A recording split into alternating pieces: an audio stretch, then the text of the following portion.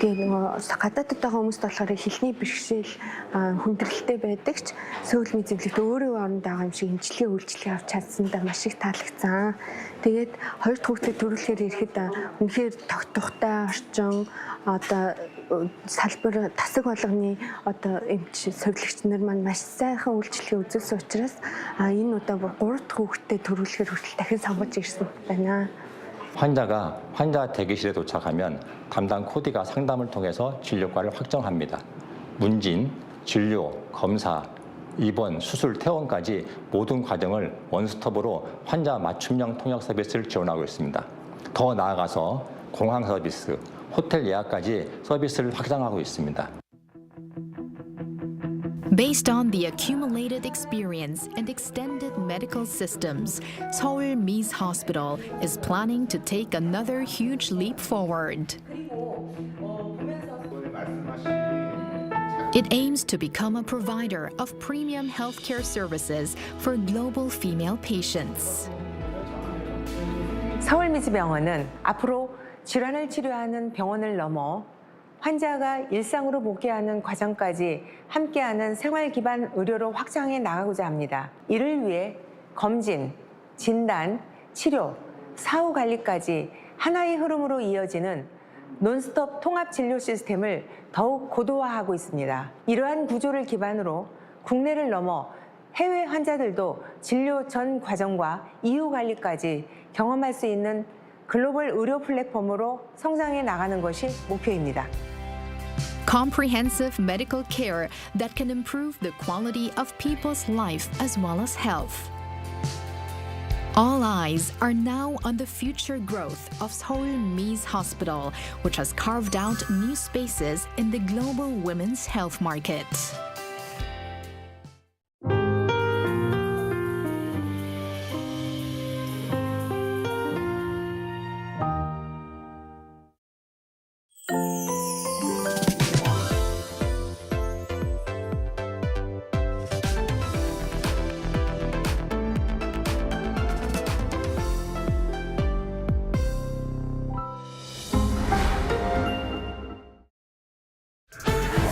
Held its first debate over the weekend. The economy is expected to expand 2.5% this year. Korea's ties with its global partners on the sidelines of the status UN summit. A massive drone attack on Ukraine overnight on Monday and Tuesday.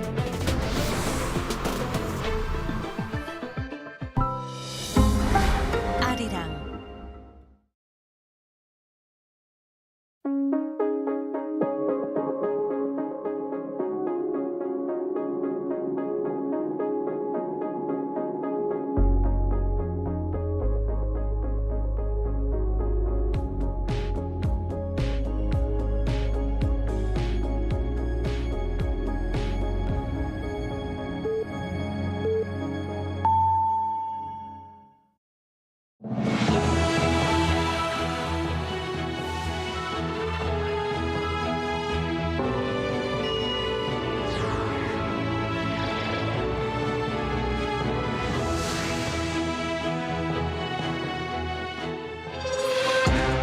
President Lee Jae-myung has begun the second leg of his European tour in Italy, where he is holding summits with Italian leadership to discuss ways to deepen the two countries' strategic partnership. The 2026 FIFA World Cup will open with an unprecedented trio of opening ceremonies across its three host nations, the United States, Canada, and Mexico, marking the tournament's first ever three-country staging. Team Korea will face off against Czechia at 11 a.m. Friday, Korea time. The United States has carried out a fresh round of military strikes on Iran, prompting Tehran to condemn the attacks as a violation of the 2-month-old ceasefire and declare the truce effectively meaningless. President Lee Jae-myung has landed in Italy on the second leg of his 10-day trip to Europe. He began his state visit by meeting Italian President Mattarella for talks on a strategic partnership.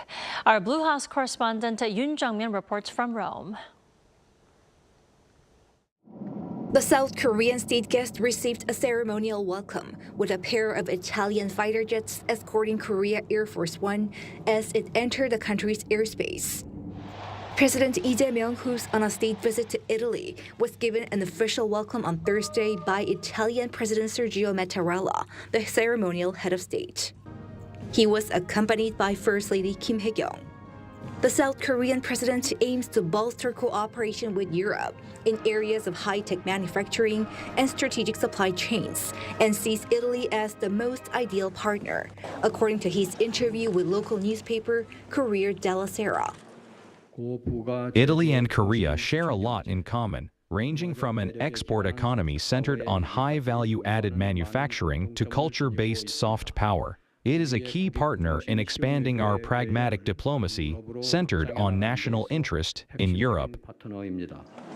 Later in the day, President Lee will meet with the leader representing Italy's lower house of parliament, Lorenzo Fontana, and pay a visit to the tomb of the unknown soldier. On Friday, the South Korean president will hold a summit with Italy's Prime Minister Giorgia Meloni, the head of government. Their talks will involve an official welcome, restricted talks, and an expanded lunch summit. In January, Meloni paid an official visit to Korea and suggested a 2026-2030 Korea-Italy Strategic Action Plan during her summit with Lee. The two sides are expected to officially adopt the plan. Later in the day, a Korea-Italy business roundtable is scheduled to strengthen partnership in cutting-edge technologies such as chips, aerospace, energy, and biotech. Their focus is bolstering cooperation on culture and tourism, given the popularity of K-culture in Europe and Italy being one of the popular destinations for South Korean tourists. During his stay in Italy, President Lee will visit Florence, the birthplace of the Renaissance and an art powerhouse, for cultural cooperation.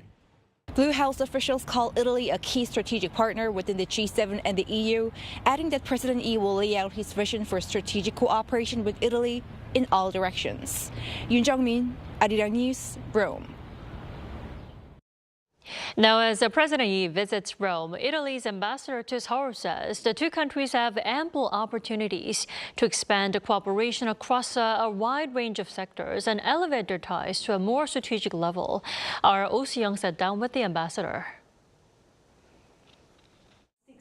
Beyond food, fashion and Ferraris, Korea and Italy are looking to build a partnership focused on the industries and strategic challenges of the future.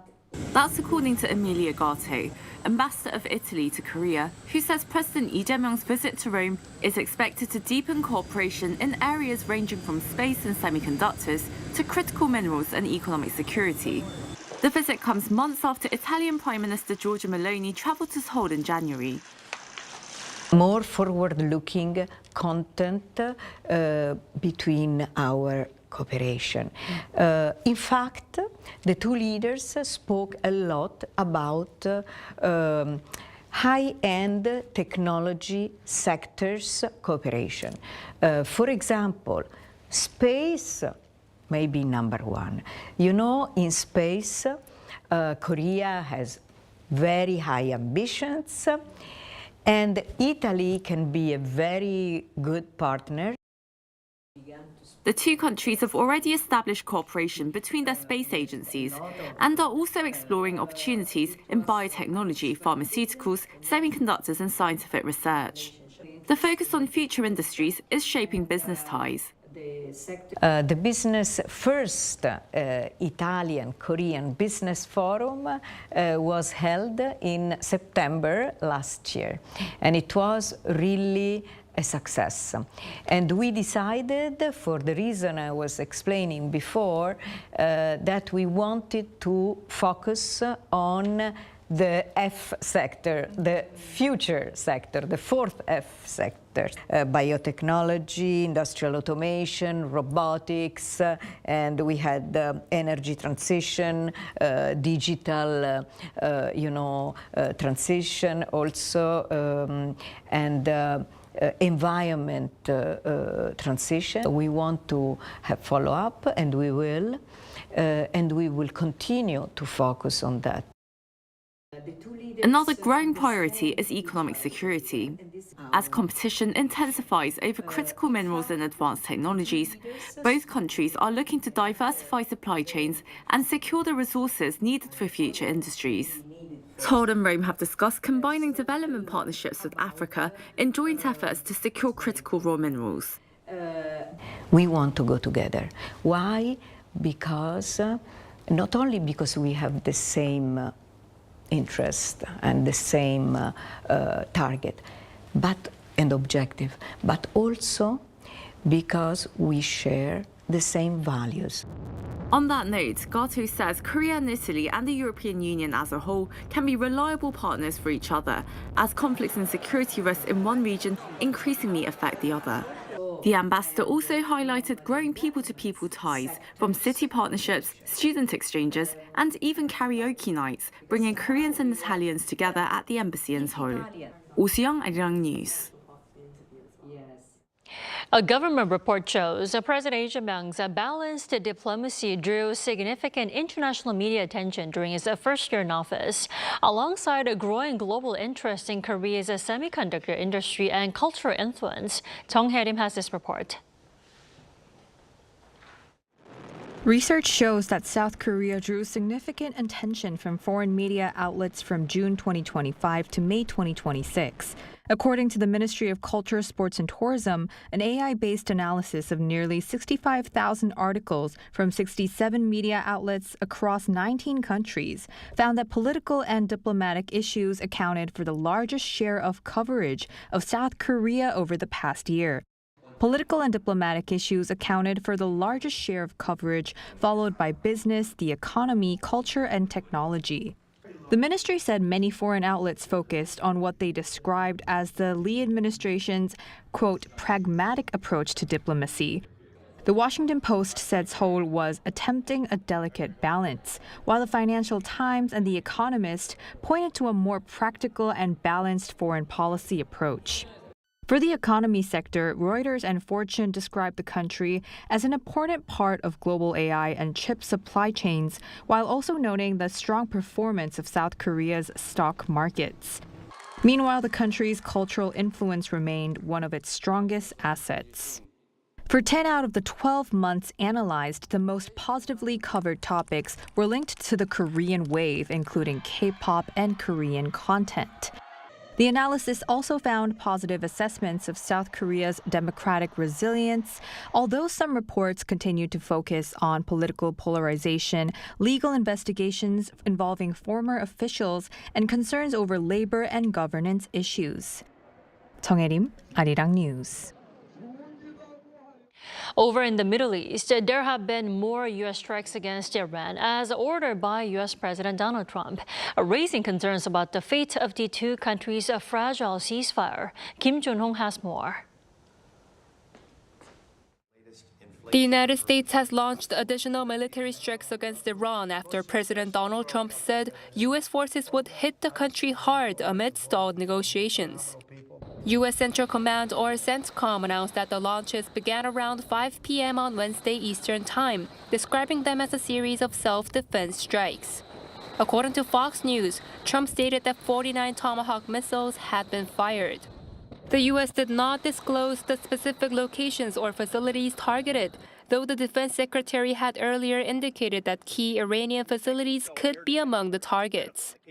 Because Iran has a chance to make a good deal, a great deal, to codify what they said they've been willing to do, and they haven't been willing to do it. Trump had also mentioned that Iranian infrastructure, including power plants and bridges, could be targeted, saying he had the ability to neutralize such facilities if necessary. CENTCOM further stated that the action was in response to what it called Iran's unwarranted and continued aggression. Following the U.S. strikes, Iran's top military command announced a complete closure of the Strait of Hormuz, with Iran's Islamic Revolutionary Guards Corps Navy allegedly targeting 2 ships in the strait. The IRGC has also reportedly targeted military bases hosting U.S. troops in the region, including bases in Bahrain and Kuwait. The U.S. strikes on Wednesday night follow U.S. retaliatory attacks launched earlier this week after an American Army helicopter was shot down in a drone attack allegedly from Iran, with Trump adding that evidence recovered from the crash site confirmed Iran's involvement. Following those strikes, Trump told reporters at the White House on Wednesday that we are going to hit them hard again today. Iran's president dismissed Trump's threats as a sign of U.S. frustration rather than strength and vowed to withstand any pressure through national unity. Axios meanwhile reported that Washington had notified Tehran in advance that the strikes would be limited to military targets and would not cause casualties, suggesting an effort to contain the conflict and preserve room for negotiations. Tehran, however, struck a very different tone. Its foreign ministry said the overnight attacks violated the 2-month-old ceasefire, calling it practically meaningless. Kim Jun-ho, Arirang News.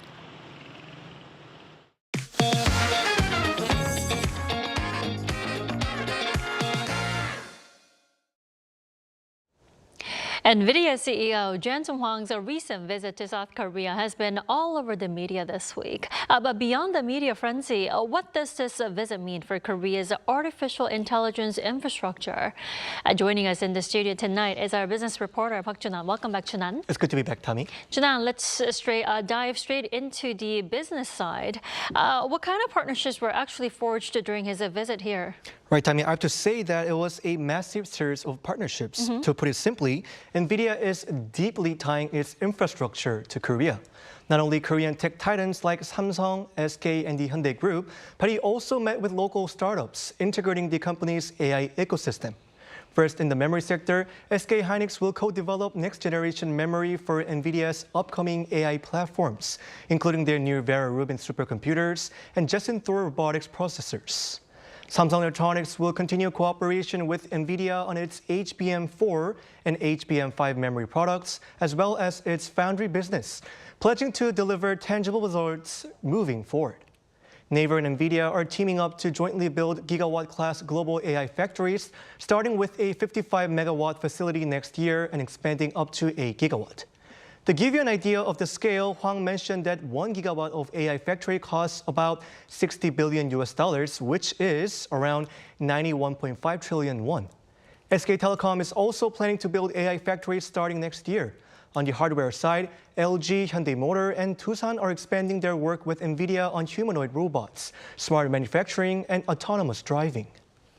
Junan, that is an enormous scale of investment in Korea, but what makes Korea so optimal for the next generation AI infrastructure? Right, Tommy. So unlike sheer computing that mattered in the last few years, the technology is rapidly moving to third-generation agentic AI, which operates with minimal or no human guidance.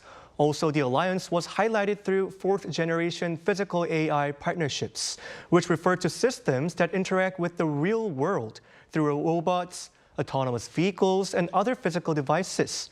According to Huang, Korea holds a distinct structural advantage in this next phase. Let's take a listen. Countries that are excellent at manufacturing and heavy industry are not good at software. Countries that are very good at software are not good at heavy industry. Korea is great at all of it. This is a unique situation. As he just mentioned, Korea is one of the very few places in the world that possesses world-class heavy industry, advanced electronics, manufacturing, and top-tier software and AI research all at the same time. But Junan, while many see this as a win-win, some tech experts are raising concerns about Korea forming some sort of dependency on NVIDIA. Where has this view come from? Right, Tommy. So on one hand, Korea is now recognized as a full-stack partner for the world's most valuable company. However, the larger this alliance becomes, the more Korea's AI ecosystem could become structurally tied to NVIDIA's platforms and hardware. Let's take a listen to an AI professor from here in Korea. If NVIDIA's business priorities were to change, or if the company were to use its dominant market position to seek more favorable terms, Korean companies could have limited room to respond. Ultimately, it may be in Korea's interest to cooperate closely with NVIDIA while also maintaining enough independence to avoid becoming overly reliant on a single partner.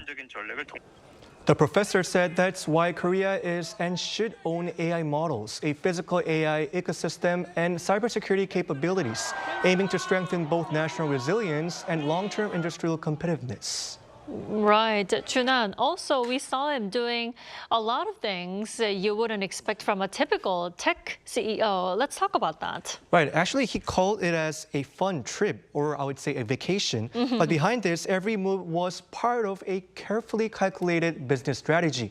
His visit to the PC Bang, an internet cafe, highlights that NVIDIA's early growth was heavily tied to Korea's PC gaming and esports culture. Meeting with gaming companies also shows that the industry is a vital experimental ground for AI in virtual environments.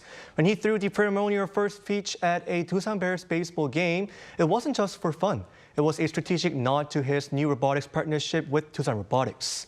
Even the casual pork belly and soju dinner with the heads of SK, LG, and Naver founder was actually the starting point of forming a massive physical AI alliance in an informal setting. However, a marketing professor cautioned that there are still some risks to consider. Let's take a listen. It may seem like NVIDIA holds all the leverage, but from the company's perspective, few partners are as important as the suppliers it relies on in Korea. That is why building goodwill and strengthening ties here was such a key part of Huang's strategy. The professor added that for the general public with little interest in business, seeing a globally successful figure go out of his way to engage warmly with people and arrive bearing gifts can generate significant goodwill. Well, it looks like it's certainly working so far. Junan, thanks for the coverage. All right, always a pleasure, Dami.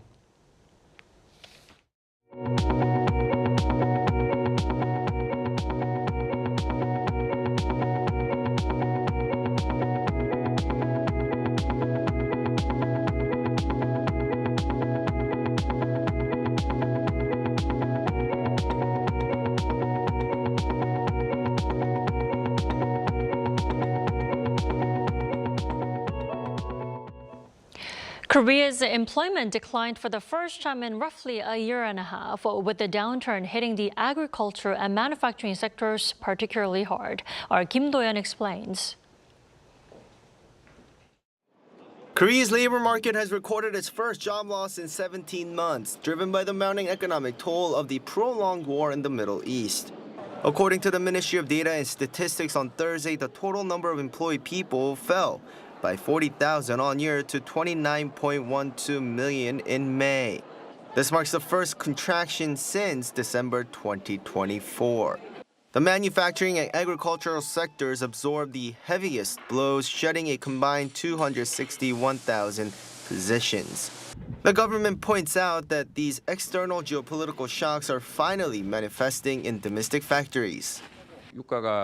It seems to take considerable time for rising oil prices to cause supply chain difficulties for companies, and for those effects to then impact employment. If the Middle East war had ended in a short period, it might have ended without such an impact, but as it continues, the accumulated effects likely resulted in the negative figures this month. This corporate hesitation is hitting younger job seekers the hardest. The employment rate for those aged 15 to 29 dropped by 2.4 percentage points, pushing their unemployment rate to 7.2%. The global supply chain pressures are fundamentally reshaping domestic recruitment strategies. When external factors like the Middle East war arise, companies inevitably delay hiring new people, which directly impacts young people seeking jobs. The shift toward hiring experienced workers has also heavily affected employment for those in their 20s. Acknowledging the situation, Finance Minister Koo Yoon-chul at an economic ministerial meeting on Thursday warned that these sectoral slumps must not spiral into broader job insecurity. In response, the government has eased requirements for employment retention subsidies. To specifically tackle the youth employment slump, Koo pledged to fast-track the Youth New Deal initiatives. This includes launching specialized training programs in the second half of the year to equip over 1,000 young people with skills in advanced sectors such as agentic AI. Kim Do-yeon, Arirang News. Korea's privacy regulator has fined e-commerce giant Coupang a record 624.7 billion won, or roughly $408 million for a major data breach and other privacy violations. The Personal Information Protection Commission said Thursday that the penalty includes $270 million for the breach itself and over $130 million for the unauthorized tracking of online user activity and related violations. This marks the largest fine ever imposed by the regulator on a single company, which it said failed to detect irregularities and manage authentication systems. The penalties follow a data breach reported by Coupang last November, which the authorities said involved the personal information of roughly 37.5 million users. The National Assembly has initiated proceedings for a parliamentary inquiry into the ballot paper shortage that disrupted the June 3rd local elections. The ruling Democratic Party and the main opposition People Power Party each submitted their related requests during Thursday's plenary session. While both sides agreed on the need for a probe, they stand apart on its scope and method. Accordingly, negotiations are underway with the Democratic Party targeting a formal vote on the plan of the probe by June 18th. In other news, the countdown is almost over. With the World Cup set to begin in just a matter of hours, South Korea is gearing up for its opening match against Czechia. Our Park Go-nu tells us more. Kicking off Friday Korea time, the world's attention turns to Mexico, where the 2026 FIFA World Cup will get underway. With the event being co-hosted by Mexico, Canada, and the US, opening ceremonies will also take place across all three host countries. Adding to the excitement, K-pop acts will also be part of the festivities, including Blackpink's Lisa set to perform ahead of the opening match in the US. The tournament will also introduce its first ever halftime show during the final, with BTS expected to headline the historic performance. Another major aspect is the tournament's expansion from 32 teams to 48. Under the new format, the 8 best third-place teams across the 12 groups can also advance to the knockout stage. Still finishing in the top 2 remains crucial for a more favorable path through the tournament, making South Korea's opener against Czechia on Friday morning all the more important. The World Cup is the dream stage of all of our players, and while preparing for the World Cup, I think that we had lots of time to prepare. The players have dedicated themselves and put in a lot of effort. And all of that time together will be shown on the field, and I hope that we can get a good result. The tournament's also drawing attention as what could be the final World Cup appearances for football icons, including Lionel Messi and Cristiano Ronaldo, while speculation on Son Heung-min's final appearance continues as well. I have never said with my own words that this will be my last World Cup. I think that what I do and how I perform is the most important. So while that's your interpretation, I think that will be my choice. Back home, thousands of fans are expected to gather at public viewing events, including Seoul's Gwanghwamun Square. As the nation prepares to cheer as one, attention is now on whether the Taeguk Warriors can begin their World Cup journey with a crucial victory. Park Go-nu, Arirang News.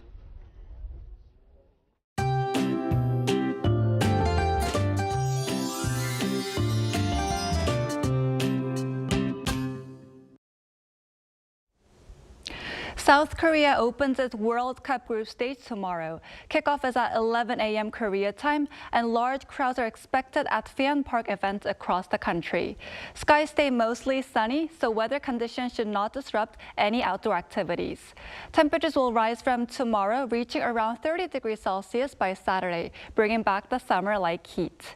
Meanwhile, central and northern inland areas, as well as mountainous areas of Gangwon-do Province, will see light showers of 5 to 10 millimeters tomorrow.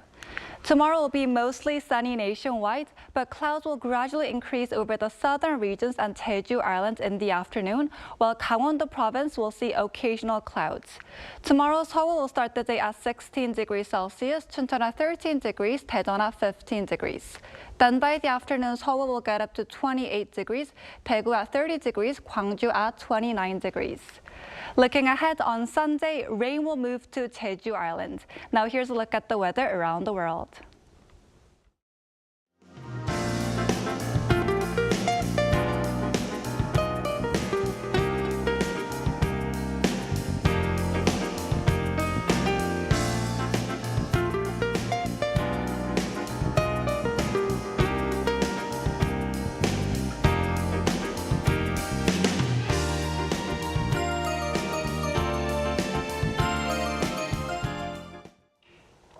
That is all we have for tonight. I'm Kim Dami. From all of us here at Arirang, thanks for watching and good night.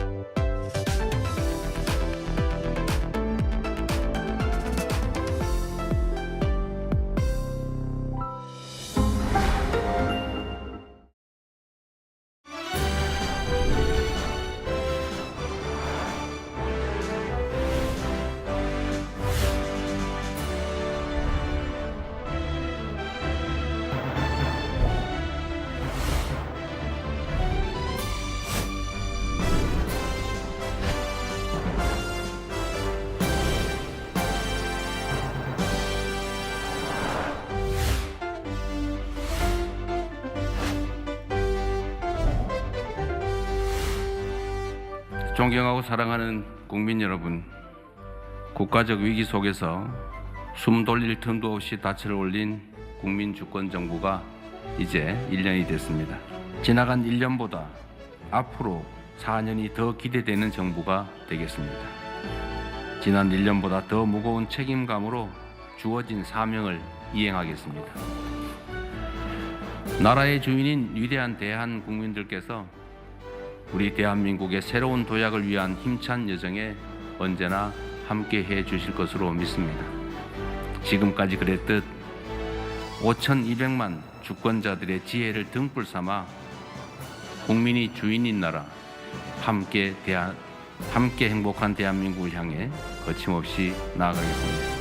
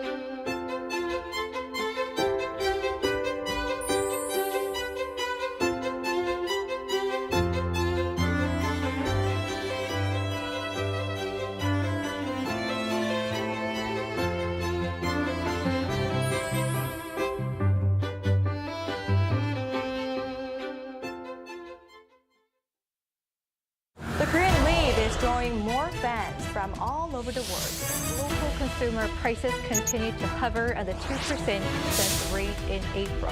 Turning to robots to allow the visually impaired the chance to better indulge in cultural experiences. Like the number of hybrid cars are registered in South Korea has surpassed 2 million with this locally developed Yuri rocket.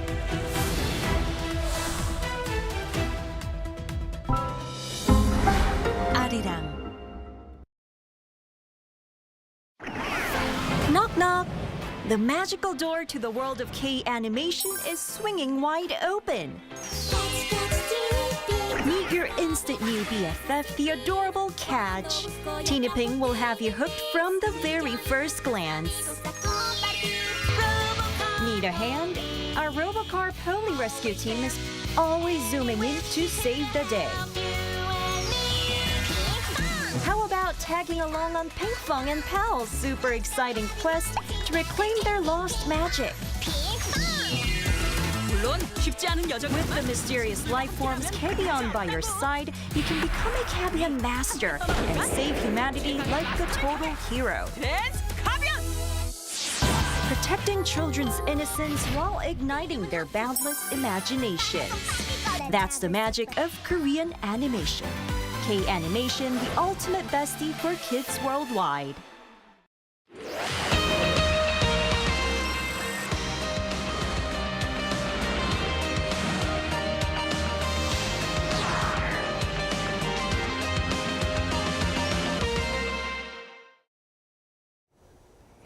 Welcome to Within the Frame, where we bring the most pressing issues across the globe into focus. I'm Kim Mo-gen.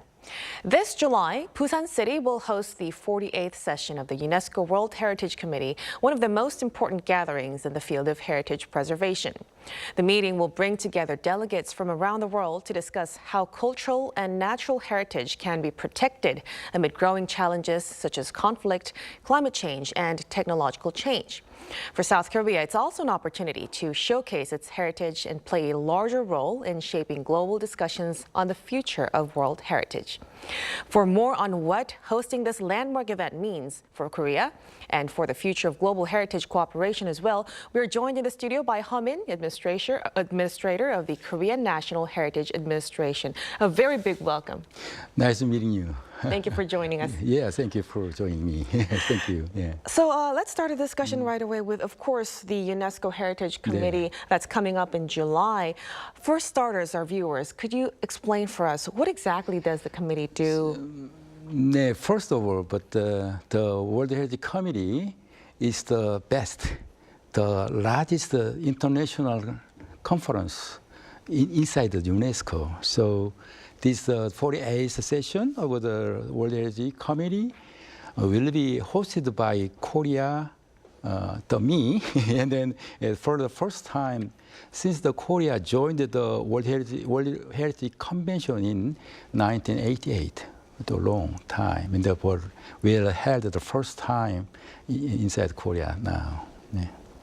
Right. So it's a very important and a significant milestone indeed. Then could you tell us what does it mean for our port city of Busan to host this? So, but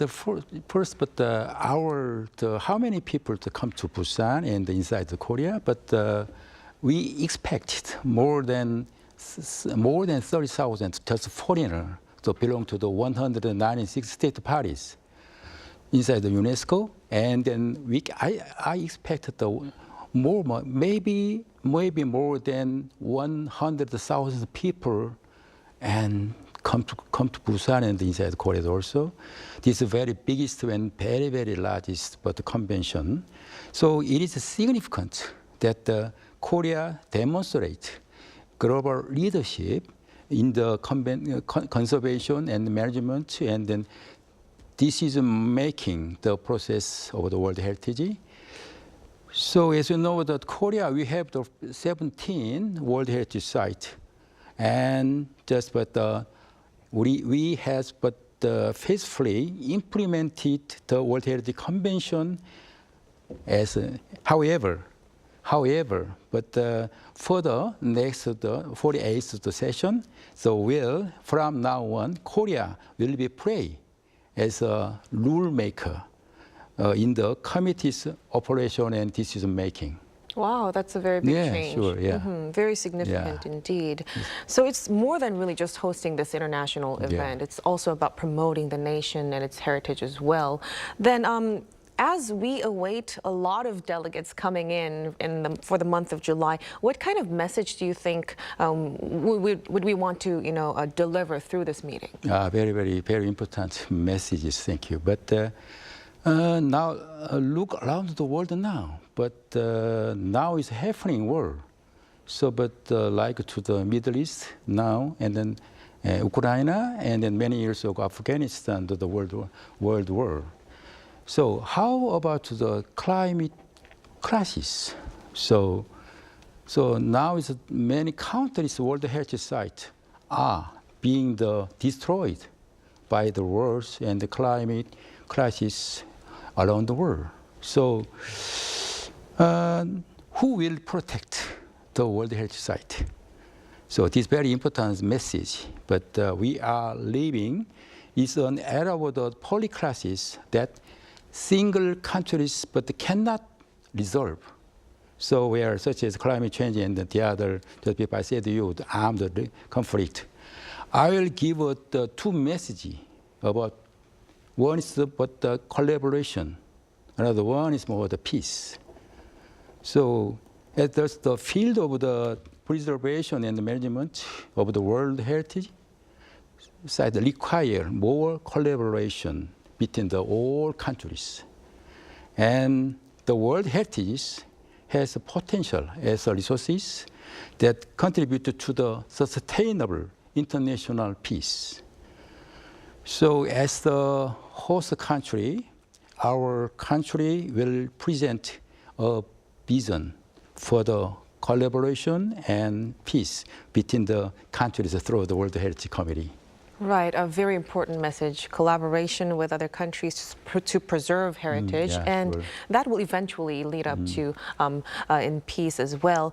Now, when we go beyond the meeting itself, Administrator Ha, the Korea Heritage Administration is also pushing for the Busan Declaration and annual Busan Forum. How do you plan to connect global challenges like climate change, like war and AI, to the future of World Heritage? Right. But just before I said you, but the World Heritage sites are highly affected by the rapidly changing the global environment, such as but the world, when the climate crisis and so on, and special AI and digital transformation. So it is very, very difficult to overcome these crises and then the challenges, but faced by the individual countries alone.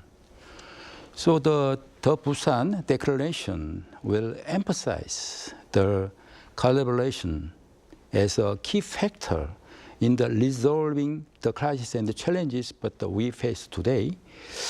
So as a following up the discussions, Korea will hold the regular forum and advanced the principles and the implementations of collaboration together with the experts and all the state parties.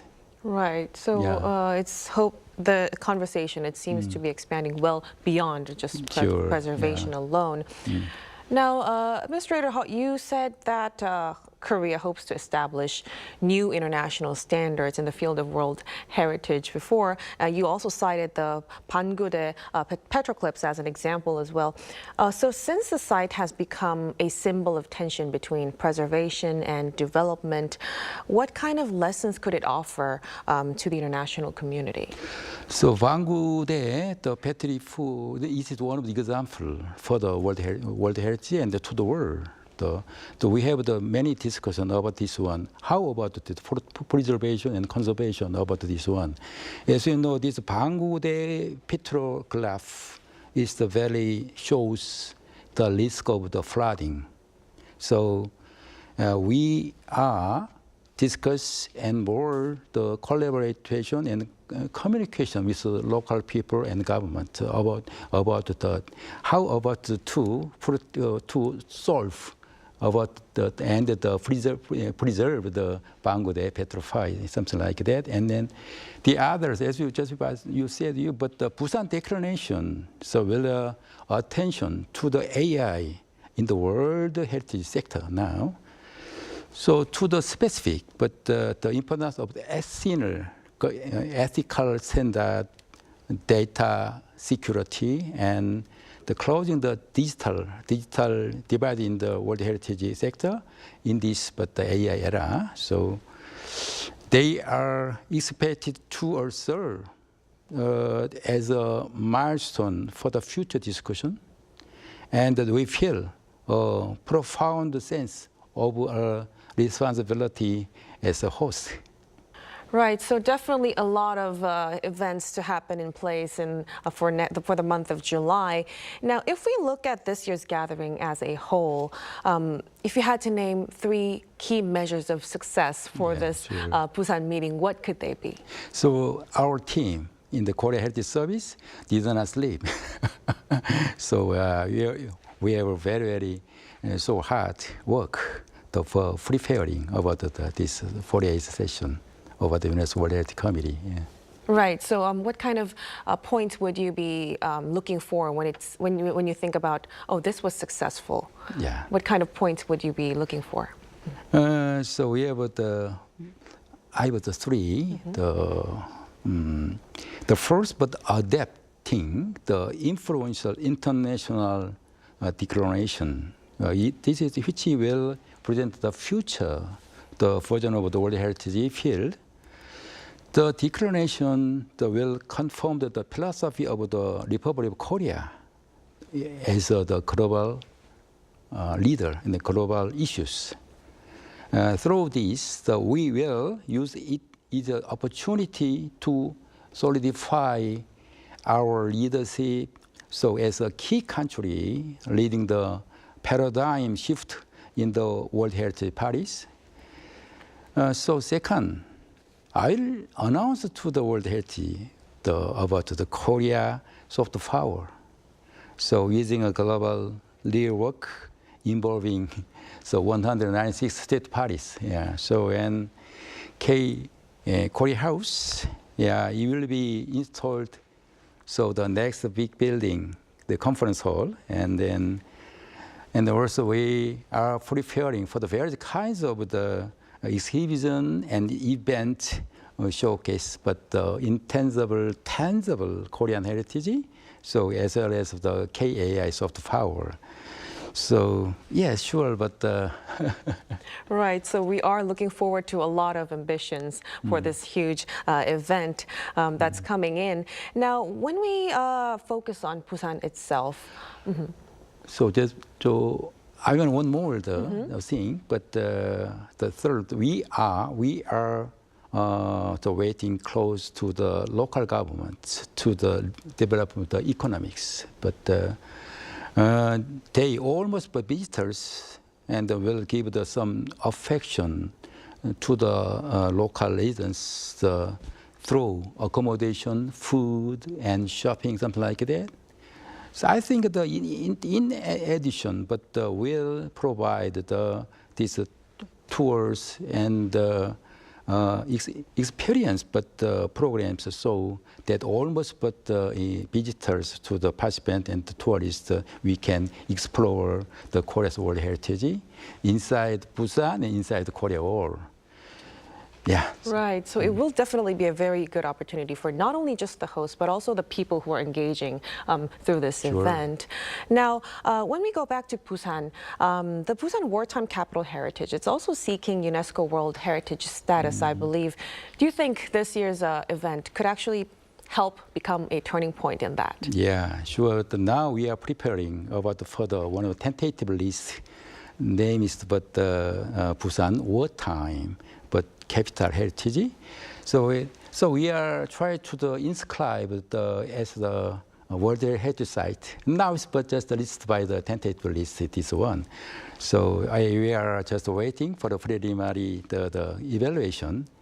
However, as you know, but as you may well understand, the inscription for the inscribed World Heritage Site, no, it's very, very, very difficult, very, very quite strict, and then strong preparation are required. So we, the Korea Heritage Service, we are do the best but effort to prepare about the necessary process step by step. Right, we will keep our fingers crossed for that. Yeah. Now, another issue that's actually drawing attention is North Korea's participation, of course. You've also mentioned possible inter-Korean cooperation on tidal flats. Where does that stand right now today? Oh, this is a very, very important question. But now it's not yet known, but whether the North Korean delegation will be attended to the committee, we don't know now. Just we are trying. So we have reached out to the invited North Korea, and we have not received any confirmed message from the North Korea. However, we'll try, we'll keep the door open for the dialogues. Right. So if North Korea attended the event, we would like to discuss inter-Korean the project, including the joint but inscription for the example, taekwondo, and then the other tie-dye for something like that. So, but okay, but I will talk about the tie-dye fret. This tie-dye fret, Korean tie-dye fret, were inscribed at the World Heritage Site in the 2021. So, but this year also, this committee will decide whether the expand the inscription of the phase 2. So, upon decision, the international linked conserving the tidal frets in the LOC region, including the South Korea and the North Korea and China also, will be able to share and exchange the academic knowledge and the research findings. But these regions, just what I said you, but the LOC regions, and this will include it, so coastal wetland, and so, but very important area, and then we are boundary of something like. However, this North Korea and South Korea and China also, all tidal fret are located at the south LOC area. So now, another one thing, but last year, the North Korea, the tidal fret were listed on the tentative list, North Korea. So we have another very big project in the future about the tidal fret. Right. So now we are just prepared, waiting for this project. Of course, right. Yeah. So, however, we hope the North Korean people come to here in the July. Right. Just we are waiting. Right. We are opening the door. So we're knocking the door, and we are waiting for North Korea's response on that. But if they do actually come, it would definitely pave the way for opening dialogue between the two countries. Now, when we look beyond this meeting, what are some of Korea's next candidates for a future World Heritage inscription? So as mentioned, but Korea have the 17 the World Heritage Sites. So including 15 the cultural World Heritage Sites, another 2 natural world sites. So it did not balance now. So we need to balance the list. So I think it is necessary to further the restoration of natural and complex heritage sites in the future. So to ensure the balanced inscription, we will make continuous efforts to discover a wide range of heritage. So this is one of the examples, just I said to you, but the capital fortification of Hanyang. Hanyang, this project, so we submit to the UNESCO about this project, but last year. And we hope that this decision on about the inscription of the World Heritage Site maybe in the next year. So this is now we are preparing now, and then we have so many timetable lists about UNESCO. This is but the example.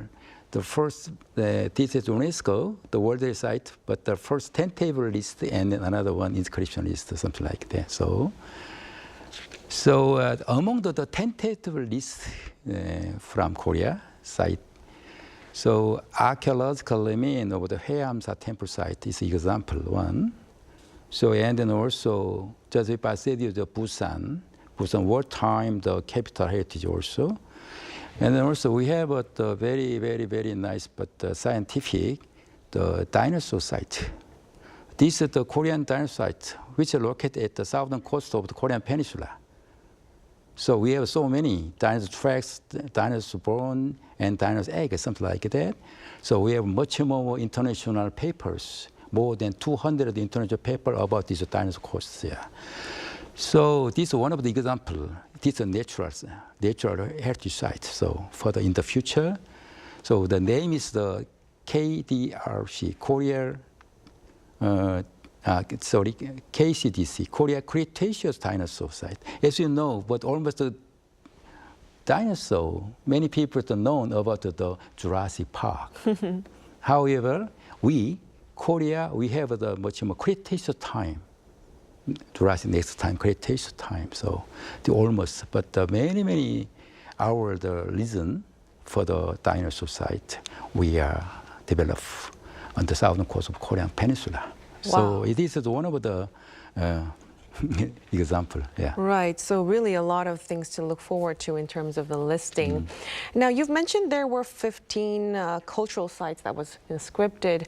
So speaking of culture, we are aware that K-pop and K-dramas have helped drive the Korean wave. Do you think K-heritage could be the next chapter of Hallyu? Oh, no. So do you know how many visitors did you come to the K heritage site, including Gyeongbokgung, Deoksugung, Changgyeonggung, Changdeokgung, and Jongmyo Shrine, and the tombs of Joseon. Last year, so more than 17 million visitors came in Korea.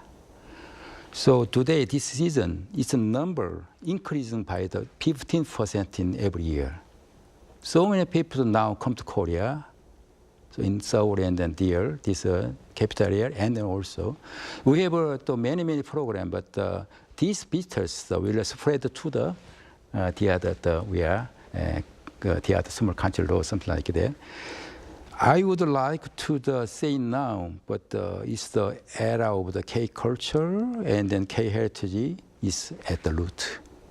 So, as the leader of the agency, the Korea Heritage Service will do our best and strong the effort to the first national pride through the Korea Heritage and also the promote about this Korea heritage to the global.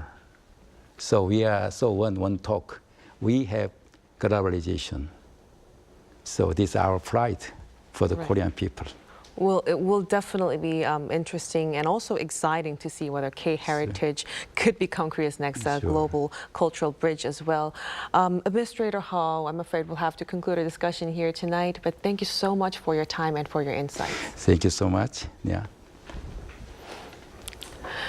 And that'll be all from us on Within the Frame tonight. Be sure to tune in again next time as we continue to explore the stories that matter.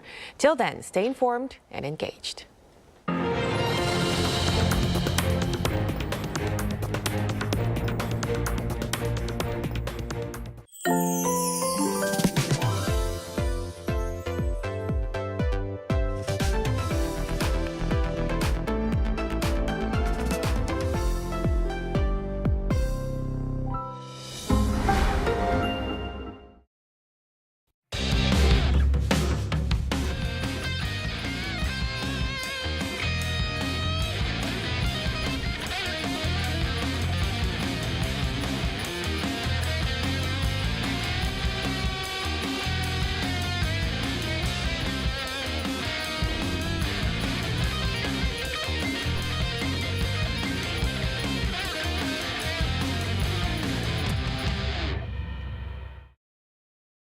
How to survive in Korea. Workplace. Step 1. Lunchtime. The most important morning routine is to check today's menu. Food is essential for survival. Memorize today's menu. The highlight of office life. Lunchtime. Rice in the bottom left, soup in the bottom right. The top is for the sides. The sauce and the spoon go here. This is the basic layout, but it's a bit odd to switch rice and soup. When you're done, pour the leftovers into the soup bowl. It doesn't look that appetizing, so wait until others are done eating. Step 2. Neng, nep, nenep. These are the most used expressions at work. Choose the most appropriate form. Neng, nep, Nene. Remember that the formal "ne" can sound a bit stiff. Did you just say yes? Absolutely not acceptable. You want to find the right word for the right occasion.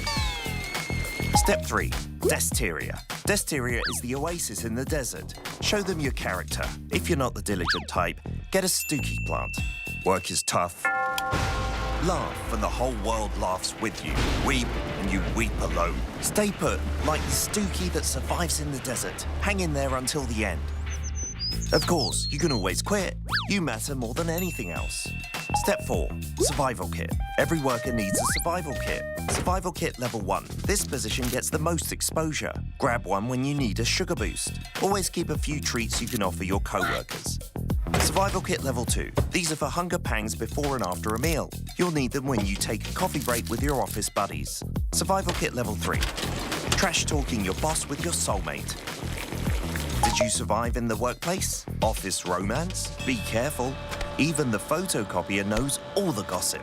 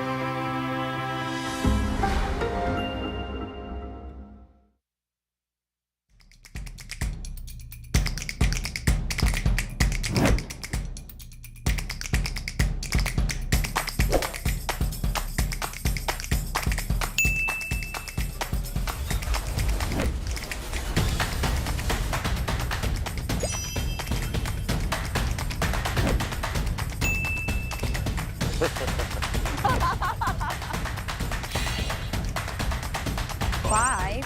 In Action. action. Action.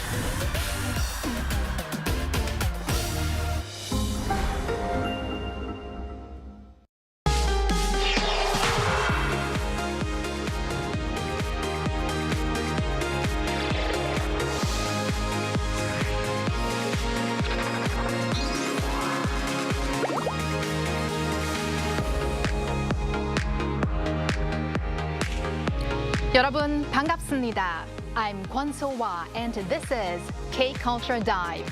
Join us in taking a deep dive into the heart of Korean culture, from K-entertainment to AI news, K-culture and photos. And in our Hallyu People segment today, we invite Lee Sung-hoon, a quant trader who became famous through singles Inferno. So stay tuned for all of that. And joining me to do all of that throughout the show today is my co-host Bella Kim. Hello, Bella. Hi, Soa. And hello to everyone joining us today on K-Culture Dive. I'm Bella Kim, here to co-host and bring you the latest in K-entertainment. All right, Bella, let's kick off with K-Enter News, and we're going to start with BTS, and it looks like this time they're dominating the Japanese music market. Yes, you're correct, Soa. BTS have achieved another major milestone in Japan. Their global hit song Dynamite has surpassed 900 million streams on Japan's Oricon chart, becoming only the 8th track in Oricon history and the very first song by an overseas artist to achieve this feat.